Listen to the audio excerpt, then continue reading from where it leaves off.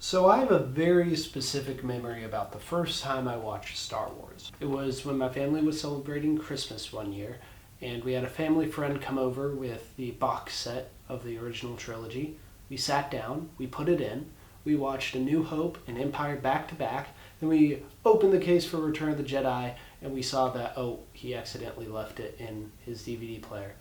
Oh no, but that was still fine because I still really liked the movies. Like, I remember getting off the couch after Empire ended, and like, my gravity had shifted, like my legs were kind of numb. That's because I was sitting on the couch for a long time. But also, that's because I was just super into the movie, and like, I felt like I was flying around in space. And you know, I don't really feel that much nostalgia for A New Hope or Empire or Return of the Jedi for that matter. Like, I still like them and they were extremely important to me as a kid.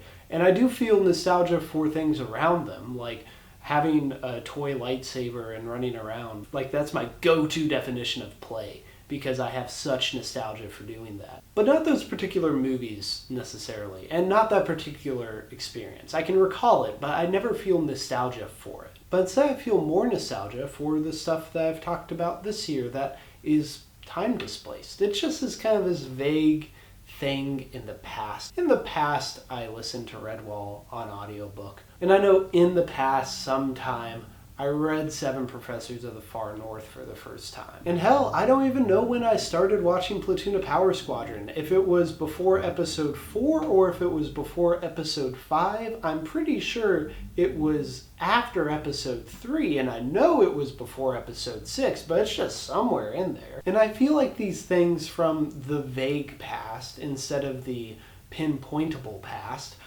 offer a gateway for nostalgia more easily, because nostalgia itself displaces you in time. It takes you from the present moment and puts you somewhere here. So the vaguer that here is, I think the stronger the nostalgia becomes. For example, my brother played soccer in high school, and my parents and sister always went to his games. I went to maybe one a season. I know, I'm a bad brother. What I did instead was I stayed home and I just enjoyed having the house to myself.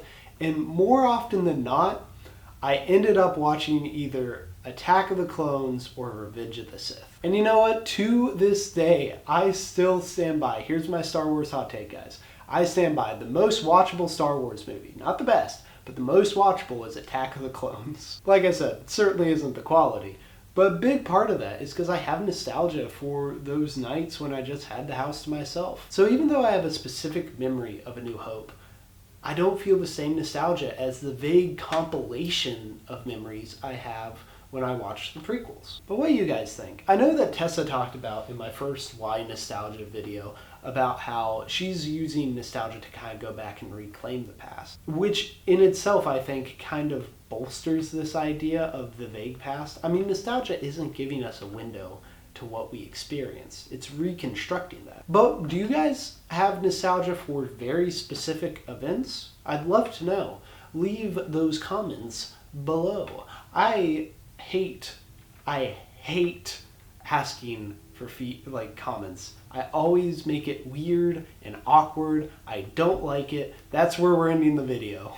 I will see you tomorrow, friends and fellow veggies.